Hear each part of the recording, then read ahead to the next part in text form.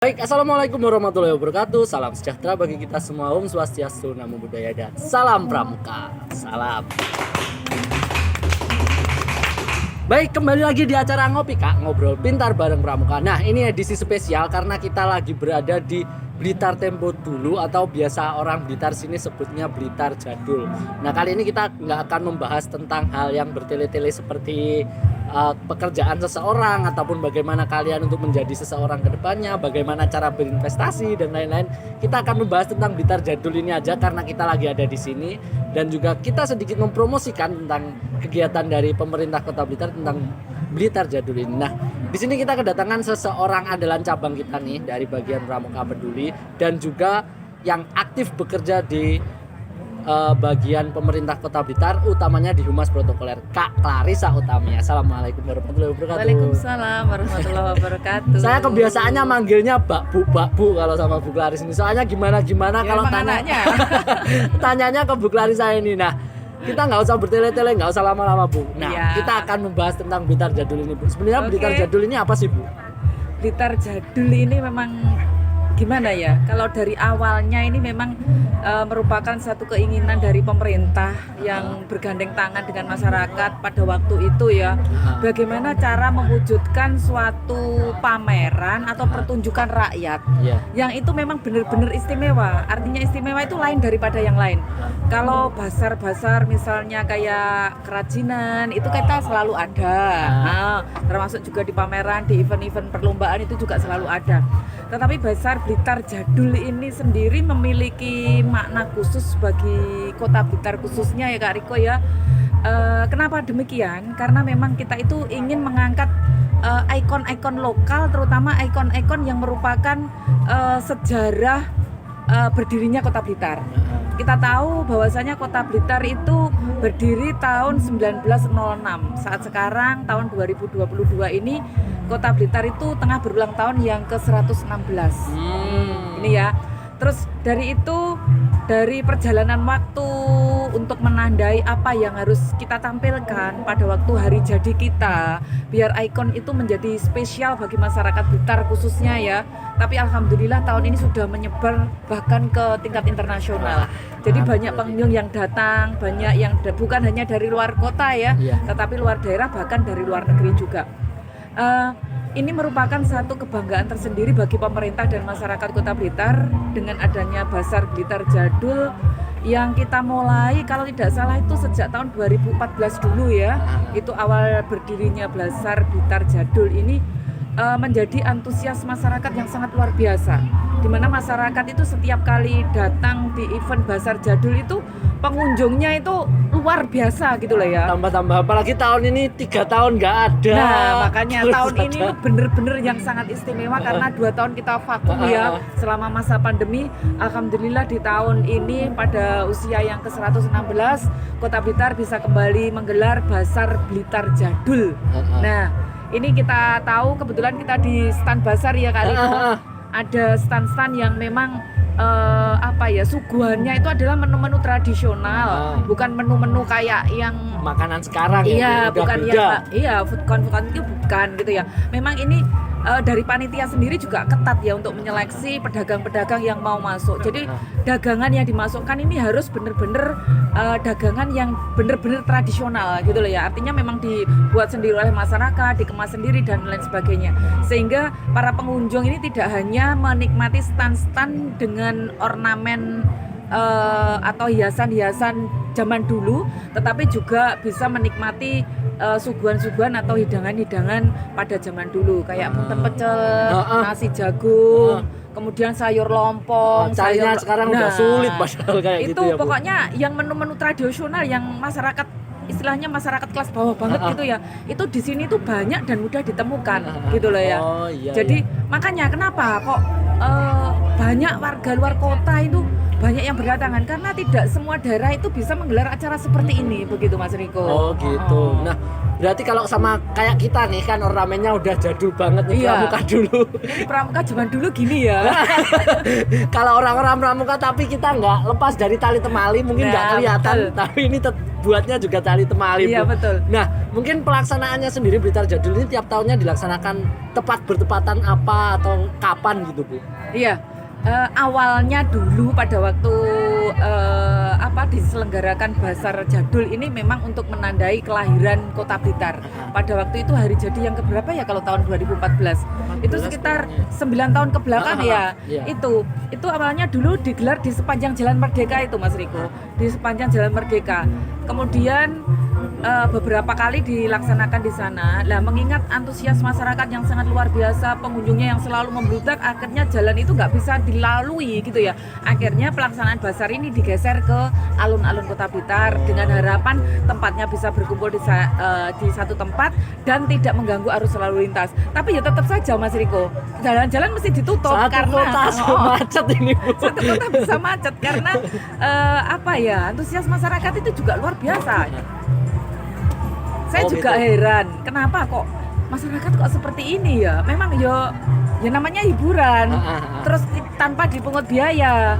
Bahkan di dalam setan-setan itu juga ada istilahnya kayak kuis-kuis dan lain sebagainya yang memberikan door prize dan lain sebagainya. Iya. Tidak hanya 1-2 stand, rata-rata hampir setiap stand itu menyediakan door prize untuk pengunjung yang mau berpartisipasi untuk mengikuti kuis atau game-game yang dilaksanakan di stand-stand Basar itu. Oh, kayak gitu ya berarti. Nah, kan kita yang pengen tahu itu, Bu, ini kan stand-standnya kalau saya lihat kemarin muter nih, Bu, kan dari Iya, dinas-dinas, terus ada kafe-kafe yang sebenarnya kafe-kafe zaman sekarang akhirnya yang dijual makanan zaman dulu banget. Zaman dulu. Terus selain kafe-kafe kan ada stand-stand kesenian dan lain sebagainya. Iya. Nah, mungkin dari Ibu kalau tahu nih, kenapa kok Pramuka kok juga diikutkan, Bu? Nah, gini ya. Pramuka ini kan merupakan secara tidak langsung itu merupakan bagian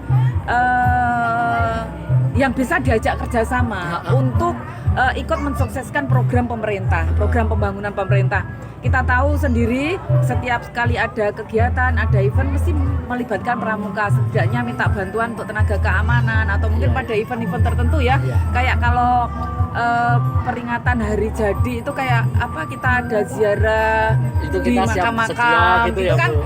mesti selalu minta bantuan. Artinya memang kita itu berharap dari semua lembaga yang ada di Kota Blitar khususnya ini ya, baik itu swasta ataupun juga lembaga-lembaga yang lain, itu jadi pemerintah itu ketika menyelenggarakan kegiatan itu tidak terfokus pada lembaga yang negeri saja, tetapi juga melibatkan lembaga swasta.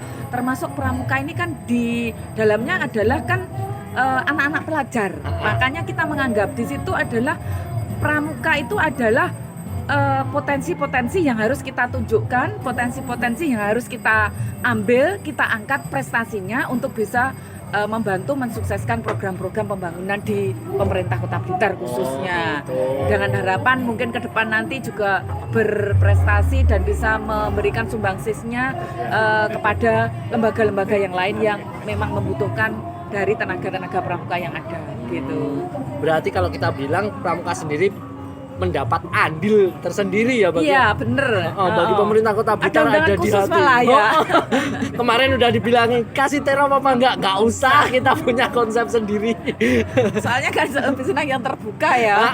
Kita kalau pakai terop kita bagiannya kecil nanti bingung konsepnya gimana. Kemarin dari Kanwil dan kalau di sini kan enak ya, bisa bangun menara pandang. Nah, kalau gini bebas, Bu, ya. Bebas untuk menentukan konsep, bebas untuk menentukan bentuknya nanti seperti apa. Karena memang saya lihat ini area untuk pramuka ini kayaknya 2 kali lipat dari stand yang ada. Betul, Bu.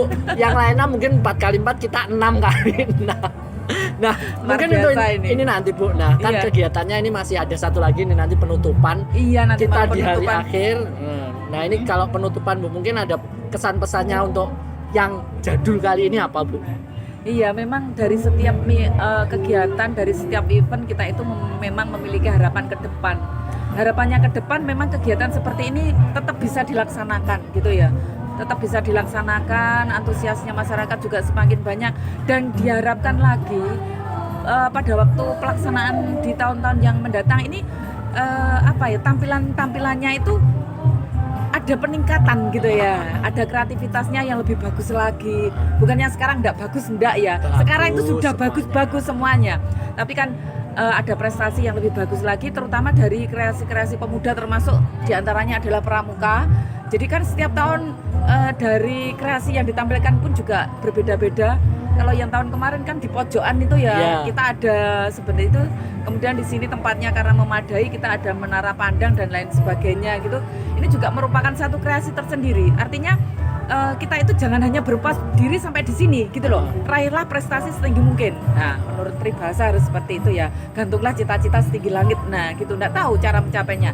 Yang pasti usaha harus tetap kita lakukan, upaya di samping kita selalu berdoa dan komunikasi di antara semua jajaran ini penting selalu kita tingkatkan ya untuk mempermudah setiap kegiatan, mempermudah pelaksanaan semua kegiatan dan lain sebagainya, karena kunci dari semuanya keberhasilan ini adalah tergantung dari koordinasi. Ya, koordinasi di antara semuanya agar semuanya bisa berjalan dengan lancar, bisa berjalan dengan sukses sesuai dengan yang kita harapkan bersama. Karena apa? Kita itu melaksanakan kegiatan seperti ini nggak akan bisa berdiri sendiri. Oh, ini hanya kegiatan saya, tidak bisa. Kalau tidak ada keterlibatan dari semua pihak, tidak hanya dari dinas-dinas di pemerintah, tetapi juga lembaga swasta, dari perbankan, termasuk diantaranya adalah pramuka. Walaupun pramuka ini adalah lembaga yang istilahnya di dalamnya hanya beranggotakan anak sekolah, tetapi pengurus-pengurusnya kan banyak dari jajaran guru, jajaran pendidik, dan bahkan itu adalah orang-orang atau anggota-anggota khusus yang memang peduli. Dan kepeduliannya ini sangat luar biasa karena bahkan tidak memandang waktu, tidak memandang usia, bahkan tidak memandang biaya. Begitu loh. Apalagi kita kalau dari pramuka kan dari oleh untuk semua. Makanya karena dari oleh dan untuk kita, makanya kita harus berusaha maksimal. Lah nyambut gawe dhewe, medekne tenda dhewe, gawe mati dhewe. Nah, buat panggung juga sendiri dan hasilnya kita nikmati bersama. Nah, karena ini hari terakhir, Bu. Sebenarnya kita di Blitar Jadul ini kan kita jualannya kan seperti makanan tradisional. Kayak dadar gulung, kemarin ada lagi buntan, cucur, ada lagi rujak cingur, jadah bakar. Nah, yang spesial ini, Bu. Nah, ini kita pajang kopi robusta Blitar. Oh, ini produknya dari mana? Warcap Kota Blitar. Warcap Kota Blitar. Kita dari awal mulai podcast pertama, Bu. Kita galakkan ini kalau di studio kita kasih cingkirnya ada, nah di sini kita nggak bisa nyeduhnya, Bu. Jadi yang penting kita promosikan saja. Berarti untuk para pecinta kopi ini bisa asli dari lereng Gunung Kawi. Asli dari lereng Gunung. Wah, hebat. Mudah-mudahan ini usaha yang dirintis untuk kita untuk bisa menjadi pramuka yang mandiri bisa terwujud. Itu juga tidak terlepas dari kepedulian kita, terutama para anggota pramuka, Kak Riko. Kalau anggotanya sendiri nggak peduli, bagaimana dengan yang lain? Makanya kita harus bisa memberikan contoh bagaimana untuk membuat pramuka ini benar-benar menjadi atau bisa mewujudkan usaha yang benar-benar mandiri. Nah, gitu. Itu dia. Nah, teman-teman semuanya, kalau kalian mau nih kopinya, kita sekalian promosi. Kalau mau kopinya bisa langsung ke setannya Kuartir Cabang Gerakan Pramuka Kota Blitar di Blitar Tempo dulu atau Blitar Jadul, juga bisa ke Kuarcap langsung. Juga bisa di link Shopee, nanti akan saya taruh di bawah. Nah, ini produk kita buat anak-anak mudanya Kuarcap Kota Blitar. Hebat dong, Pramuka Kota Blitar. Nah, di penghujung kali ini, Bu Klaris ada pesan-pesan untuk adik-adik, terutama bagi penggalang penegak yang setia nonton kita nih, Bu. Ada pesan-pesan kalau Blitar Jadul, nah kata-kata yang merusuk sama sejarah-sejarah dulu deh.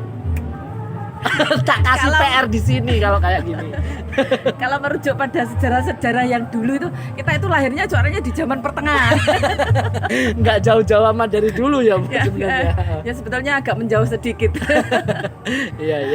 Iya, saya hanya bisa berpesan saja kepada generasi penerus sebagai penerus perjuangan untuk mengisi hasil perjuangan bangsa ini sebagai pemuda yang memiliki karakter ya. Kita harus bisa menempatkan diri, harus bisa istilahnya memposisikan diri kita pada saat itu kita ada di mana. Nah, semua itu bisa diwujudkan dengan kita selalu berusaha. Berusaha ini bukan berarti kita harus mencari kemana-mana, enggak. Kita harus belajar dari kita sendiri. dari teman dekat kita, dari lingkungan kita, baru dari masyarakat secara luas gitu ya. Karena apa? Teman yang paling dekat itu adalah pengaruh yang paling kuat bagi perkembangan anak muda. Nah, Cara bergaulnya, cara berkomunikasinya, pokoknya pergaulan ini juga harus benar-benar kita harus menyaring ya Mas Riko. Bukan berarti sekarang itu kan saya anak gaul, bukan seperti Nah, itu. nggak bisa, Boleh nggak menjadi bisa. anak gaul, tetapi jangan sampai meninggalkan tata krama adat ketimuran. Apalagi sopan santun yang harus kita junjung sebagai pemuda yang memiliki akhlak, yang berkarakter, yang mempunyai jiwa nasionalisme. Apalagi di Kota Blitar ini disemayamkan Presiden Republik Indonesia yang pertama, sang proklamator Republik Indonesia yaitu Soekarno. Begitu. nah itu berarti yang penting kalian, kalau kata Bung Karno dulu Bu, jas merah, jangan sekali-sekali melupakan sejarah. Terus ada kata-kata lagi, wong Jawa ojo ilang jawane. Nah, ini mudah diucapkan, Sulit dipraktekkan. sulit untuk diterapkan. Makanya kita harus belajar dari mana dan mulai kapan? Ya dari kita sendiri dan mulai saat ini juga. Tidak usah ditunda-tunda lagi. Nah, itu tadi pesan terakhir dari Bu Claris buat podcast kita hari ini. Nah, jangan lupa kalian harus subscribe nih kontennya dari Wartap Kota Blitar di Warcap Kota Blitar, dan juga jangan lupa like, jangan lupa di komen, oh ya, jangan lupa di share. Ini pasti akan berpengaruh ke kalian ke depannya karena banyak sekali informasi penting di podcast kita di Ngopika kali ini, Ngobrol Pintar bareng Pramuka. Dan saya persembahkan Bu Clarissa, andalan cabang bagian Pramuka Peduli. Sekian dan wassalamualaikum warahmatullahi wabarakatuh. Om Swastiastu, Namo Buddhaya, Rahayu, dan salam Pramuka.